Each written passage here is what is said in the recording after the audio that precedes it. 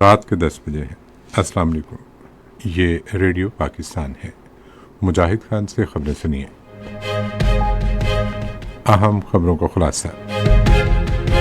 نائب وزیر اعظم نے کہا ہے کہ پاکستان سنگاپور کی سمندری حدود کے قریب قبضے میں لیے گئے جہازوں سے 11 پاکستانی ملاحوں کی جلد از جلد واپسی کے لیے امریکہ سے رابطے میں ہے۔ وزیر اطلاعات نے کہا ہے کہ مارکہ حق کے دوران بھارتی ذرائع ابلاغ کے بے بنیاد دعووں کے مقابلے میں پاکستانی ذرائع ابلاغ کے ذمہ دارانہ کردار کی بدولت انہیں عالمی سطح پر پذیرائی حاصل ہوئی ہے۔ وزارت داخلہ نے متحدہ عرب امارات سے پاکستانی شہریوں کی کسی مخصوص مسلک یا شہریت کی بنیاد پر ملک بدری کی اطلاعات کو مسترد کر دیا ہے۔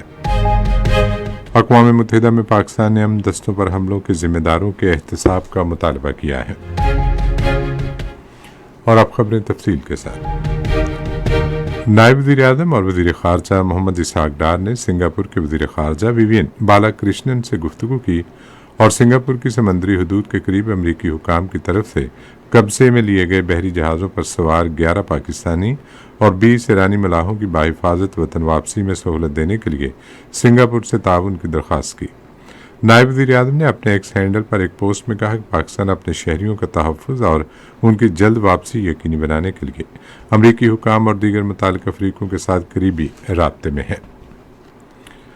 وزیر اطلاعات و نشریات عطاء اللہ طارق نے کہا ہے کہ آپریشن بنیان مرصوص اور مارکہ حق کے دوران پوری قوم مسلح افواج کے شانہ بشانہ رہی۔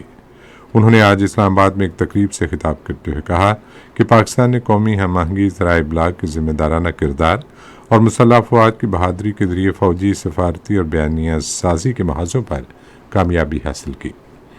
انہوں نے مارکہ حق کے دوران صحافیوں اور ذرائع ابلاغ کے اداروں کو بھی سراہتے ہوئے کہا کہ پاکستانی میڈیا نے بھارتی میڈیا کے مقابلے میں سنجیدگی اور ذمہ داری کا مظاہرہ کرتے ہوئے عالمی سطح پر پذیرائی حاصل کی۔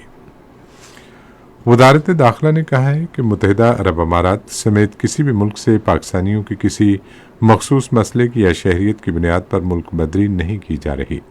وزارت نے بعض ذرائع ابلاغ خصوصاً سوشل میڈیا پر پاکستانی شہریوں کی متحدہ عرب امارات سے ملک بدری سے متعلق کیا سرائیوں کا نوٹس لیتے ہوئے کہا کہ ایسی تمام اطلاعات بدنیتی پر مبنی اور مخصوص مفادات رکھنے والے عناصر کی منفی پروپیگنڈا مہم کا حصہ ہیں۔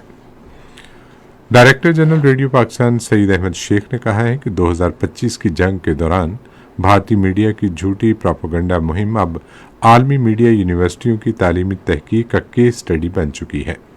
انہوں نے آج کراچی میں مارکہ حق آپریشن پر اظہار خیال کرتے ہوئے کہا کہ 2025 کی پاک بھارت جنگ کے دوران پاکستانی میڈیا کی سچائی اور بھارتی میڈیا کا جھوٹا پروپیگنڈا اب عالمی تعلیمی تحقیق کا موضوع بن چکا ہے۔ اقوام متحدہ میں پاکستان کے مستقل مندوب سفیر عاصم افتخار احمد نے کہا ہے کہ مارکہ حق نے یہ ثابت کر دیا کہ جارحیت کو کسی نئے پردے میں نہیں چھپایا جا سکتا اور نہ ہی جھوٹے بیانیوں کے ذریعے جنوبی ایشیا میں جبر یا تنازع کو جائز قرار دیا جا سکتا ہے۔ مارکہ حق کا 1 سال مکمل ہونے کے موقع پر اپنے پیغام میں انہوں نے کہا کہ مارکہ حق قومی قوت اور تصویراتی بصیرت کا فیصلہ کن لمحہ تھا جس نے یہ حقیقت ایک بار پھر واضح کر دی کہ پاکستان کی خود مختاری، علاقائی سالمیت اور قومی وقار مقدس اور ناقابل تسخیر ہے۔ امریکہ کے صدر ڈونلڈ ٹرمپ نے پاکستان کی سیاسی اور عسکری قیادت کی تعریف کرتے ہوئے کہا ہے کہ پاکستان کے وزیر اعظم اور فیلڈ مارشل شاندار شخصیات ہیں۔ واشنگٹن میں میڈیا سے گفتگو کے دوران انہوں نے کہا کہ پاکستان کی قیادت کے ساتھ بات چیت کے بعد پروجیکٹ فریڈم روک دیا گیا۔